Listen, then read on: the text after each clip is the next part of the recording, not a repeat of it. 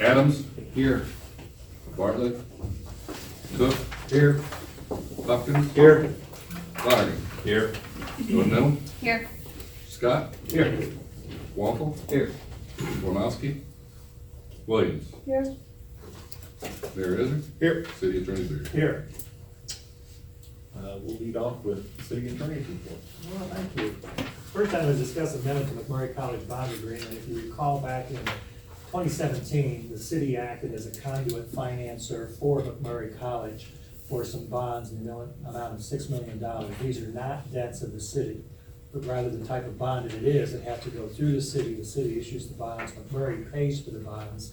If there's a default, McMurray's on the hook and not the city. So we don't have any responsibility on this. McMurray and their attorney have approached us now in working out with the bank that they're dealing with. They would like to extend the bonds by paying interest only for the coming year to free up some funds for some other projects that they want to take a look at. And to do so, there would be a resolution approving an amendment to the original bond issuance, basically allowing it to go on for an additional year and to allow them to renegotiate with the bank. Again, it does not affect the city's credit rating. If you recall, from time to time, we have bonds, we have volume cap that we release to Western Illinois Development Authority for bonds that we don't use. This isn't that type of bond. If a project came along from a financing standpoint that the city wanted to participate in, this does not affect the amount of bonds we can issue. So there's really no effect to the city. It does help McMurray out a lot. It will be on the agenda for the next meeting in January to approve that resolution. So just pay the interest for 2020? Yes, pay interest for 2020 and then go forward. And again, it's not that they're paying interest to us, they're paying interest to the bank. Yeah, so we're at it. Any questions on that at all? Second item will hold up. That is not ready to go yet. It should be ready for the meeting in January.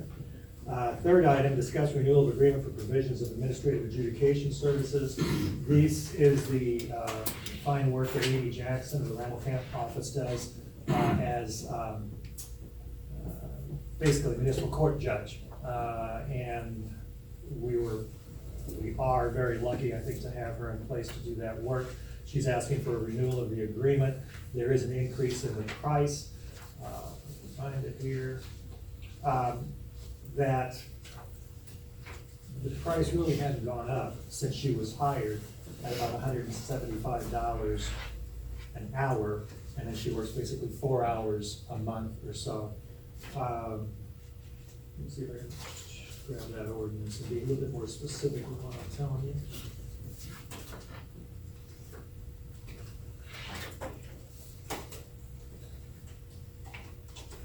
She's going from 1,400 to 1,760. She's going from 1,400 to 1,760, and it basically simply pays her the rate that she would be charging for any work that she does any place else. So basically, it's renewing the agreement, increasing the price to about $1,760 per month from $1,400 per month. So it's just increasing the hours, right, Dan?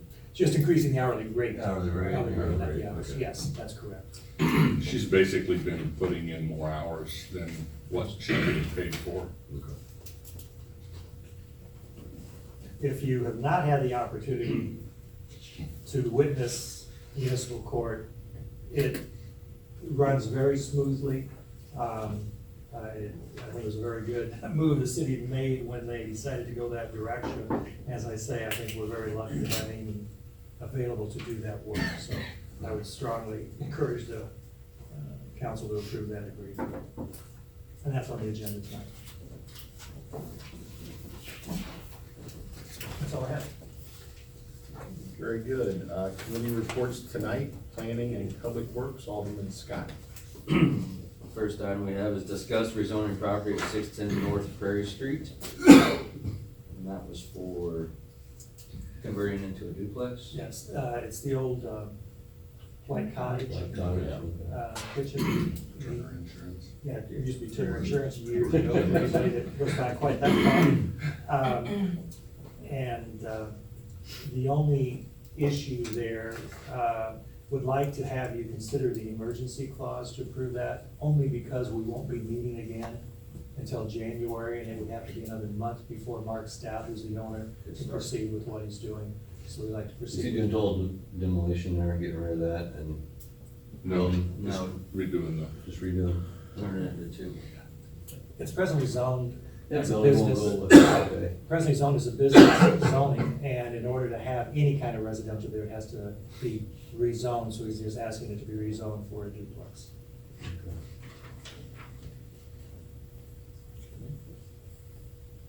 The second item is discuss text amendment to the Jacksonville zoning ordinance pertaining to adult use cannabis. I think you all received a copy of the ordinance.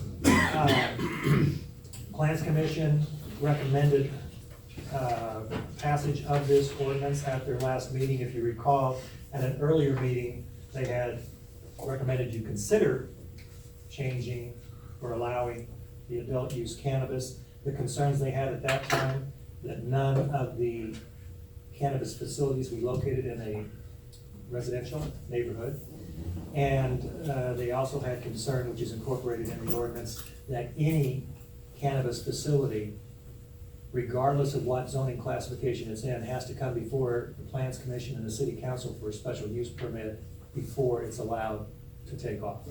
That language is in there. Setbacks, there, for everything but a dispensary, the setback is 1,500 feet from the church or school or daycare center. For dispensaries, the setback was reduced to 150 feet. That's primarily, I believe, because anything more than that would effectively rule out the possibility of having a dispensary in the downtown area with the churches and schools and so forth that are close there. And it would allow basically only one, probably the downtown area. Beyond that, we do provide for the possibility of a lounge, if you want to call it that, or a parlor where you can smoke cannabis. That would only be in keeping with the state, or I should say the model ordinance municipally drafted, and keeping with the state law that allows that type of smoking in a dispensary. But there are various restrictions included with that. And again, it would be a special use permit, and a special permit just for a parlor. If you recall, what the information that came back from the municipal league convention or conference was, you won't see too many parlors because they can't get insurance. And if you can't get insurance for a cannabis parlor like you can for a tavern, dram shop insurance, it somewhat limits your liability. Very few investors are gonna pay the $50,000 or so for a license just to get a dispensary. If there's a chance that someone smoking cannabis there goes out and has some sort of accident and comes back and pursues a claim. Yeah, because a lounge is just a smoking area. That's right. That's it. That's it, yeah. Brandon? I think a lounge is on-site consumption of cannabis, and that includes edibles, but. Right. On the side, but you can't buy and walk out with it. Right, well, unless it's a dispensary, then. Yeah, it's a combo. So, it's first reading tonight. We're not pursuing an emergency clause on that. I think you want to take a little more time and see if there's any public reaction or any other comments or fine tuning that you want to do. As I understand it, the first licenses are being issued right now for existing medical use dispensaries that will be the first ones to have adult use cannabis sales. And then there's another round, probably in March or April, where we'll be issuing additional licenses. So it'll be a while, if there is one in Jacksonville, it'll be a while before one will be issued. So some municipalities aren't approving it. That's correct. Do we know what our permit structure will be for Jacksonville? As far as, Any of these licenses or fees? we don't have anything in place. The special permit, or special use permit, does not require any fee other than the filing fee, whatever it is. It's not much for a rezoning petition. Right, it's Kelly. It's Kelly's department, yeah, it's not a fee for that license. The permit that they're talking about, that is not a special use permit, but is a separate permit for a parlor, I had not anticipated that there would be a fee for that. It's more just to give us an opportunity, Kelly's office or whoever, to review it and make sure it's appropriate for that use, because there may be some dispensary that's not really appropriate for that. The rest of these, there are various taxes that are imposed. We have a 3% tax on the retail sale of cannabis. There are various other taxes imposed at the state level for craft growers or for infusers or for, there's another one of these, a processing organization. Will we have a limit on how many, anything that we're gonna have, like a liquor license, will we have a? As of now, there is no limit to those. I think the limits that you're imposing are more from the standpoint that if they can't be within 1,500 feet of various other types of uses, daycare center, church, school, and so forth, and they can't be other than the dispensary more than, they can't have two within 150 feet of each other. I think that's what's gonna effectively limit the numbers in town, and it's gonna be pretty expensive for these licenses. The number of licenses available is gonna limit. I believe there is a numbers limit on, so there can't, at this point, there can't be 2 medical dispensaries in Jacksonville, there can't be 2 recreational dispensaries. I think there could be 2 recreational dispensaries, but the total in the state is limited to 500. And that's probably gonna be more of the effective limit than anything that we, if you want to, I'd have to think a bit to see where we would put that limit, but if you wanted to limit the dispensaries to a couple or something, I think you'd be very lucky if you got 2 dispensaries in town, quite frankly.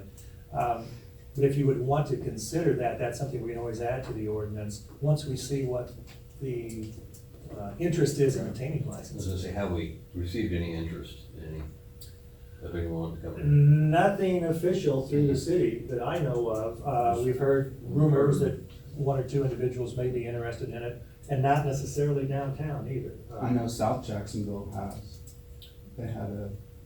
They had someone out there right away, but they're quite a ways from getting anything approved as well.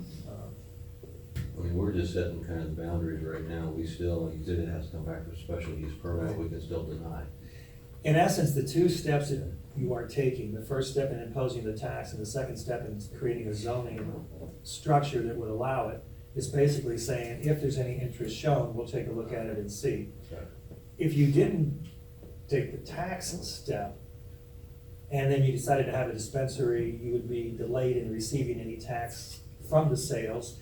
If you don't do the zoning, you're faced with the issue that you haven't prohibited, as some towns have opted out of the, they've basically taken a position, it will not be allowed in our town, no retail sales. If you don't do that and you don't change your zoning ordinance, and you're gonna have someone come in applying for this, and they have there's no guidance in the zoning ordinance as to where they should go, which in effect would be turning them down, because they have to be able to tell the state, I've got a location that's properly zoned in the community where I wanna locate it. I'm not sure about the rest of you, but it's been a long time since I've had telephone calls on a specific topic, and I've had several folks reach out to me and would have asked for me to vote against it, so. That's what I'm trying to figure out, even if you set these boundaries, we still can say no to anything coming in, or, I mean, that's why, if we have the boundaries in the zone set up, Right. we That still is a don't have to question, yeah. accept. With the special use, you have to be careful. You will have the opportunity to review each application, but you can't simply say, oh, we decided we don't want adult use cannabis. A decision would have to be made on the fact that it doesn't appear to meet the special use requirements. Either there's not sufficient parking, or their security is not proper, or this or that is not proper, as opposed to simply saying, yeah, we don't like your application, so we're not gonna do it. There is some criteria you have to follow if you're gonna deny a special use permit. I'm just trying to clarify, so if we don't pass this, then we can simply say, no, we have no zoning authority. Right, and what I would suggest, if the move now or at some point would be to not allow adult use cannabis, then I would suggest you follow the path that several other municipalities have done and adopt a resolution or an ordinance saying we will not allow it in our town. That will prohibit any facilities. It will not prohibit adult use cannabis. Because they'll just go someplace else. That's gonna be the statewide law, that it's allowed, not in public, but, if you don't have something in zoning, you're in effect saying, no, we're not gonna have it. And if you're gonna say that, say it out loud and say, take a resolution to that effect. And South Jacksonville was approached, by, I believe, out of Vermilion County or something. And, they haven't opted out yet, so obviously, they're considering the offer that was put upon them. And I think we should at least give the cannabis community a good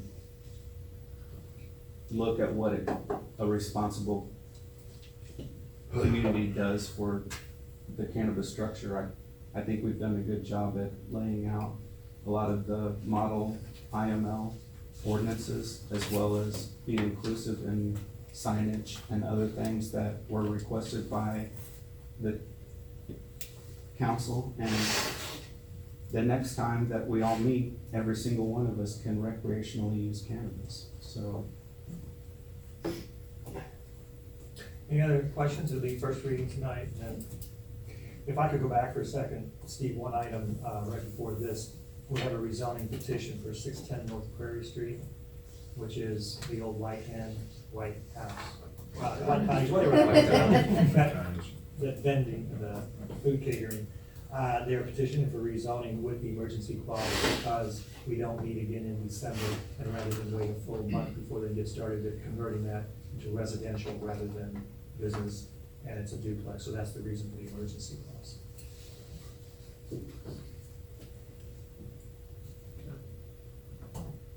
Utility, Alderman Wonkel. Two items tonight. Number one, discuss change order number one for the wastewater treatment plant boiler HVAC rehab project. Mike? Okay.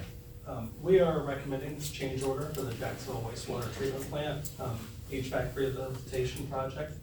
In general, the project is going well and is approximately 82% complete. All the boilers are installed and are providing heat to all the buildings. The project completion will be towards the end of January, as there is a long lead time item that will be delivered and installed at that time. This change order includes the replacement of the control system to the existing air handling system in the lab maintenance building. The existing equipment is currently not working properly and requires frequent work from the plant operators to maintain and operate. The existing equipment is original to build to the building, and parts are becoming more and more difficult to get to fix. It is our recommendation to complete this work with the boiler project. We have a good contractor that has been working well with Rick and Leland and the operators. And if approved, the change order work would be completed concurrently with the boiler project by the end of January.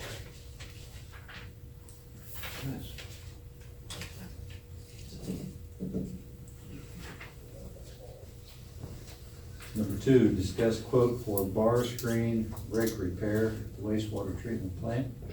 And Rick's gonna tell us about it, I know. This piece of equipment actually quit working in January. We went through several companies trying to find somebody to fix it. Some people would price it, some people wouldn't. So we finally found a vendor better out of St. Louis. They're gonna work with the original manufacturer to get the parts to fix it. And they said they can do the job for $71,000.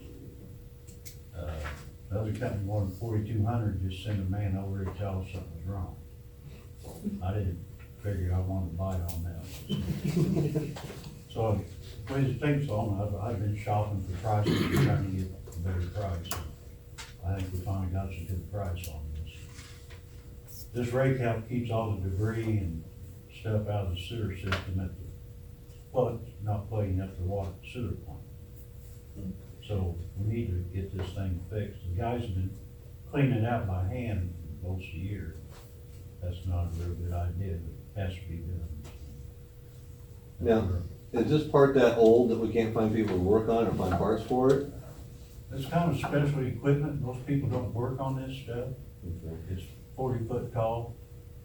It's a moving finger rake-like thing, and a lot of people don't work on that stuff. there's only like 6 or 8 people around here that do it. Is there an alternative to this that we should be looking at for the future? You know, that's the only equipment they got that does this stuff right now. Okay. There's just different styles and different companies that do it. We have a Vulcan, and that's one of the better brands going. Okay. That's part of the trouble. One company can fix it, but the Vulcan company won't sell them the parts to fix it, because it's a proprietary piece of equipment, and they wouldn't sell their parts to this other company. They got control of it. Yep. Thank you. Any more? Any public comment at this time? Okay, we will I make a Yeah, motion to, sorry. adjourn. yes, I'd like to make a motion to adjourn into. Another meeting. Aaron, take a second. All right. All right. Got you.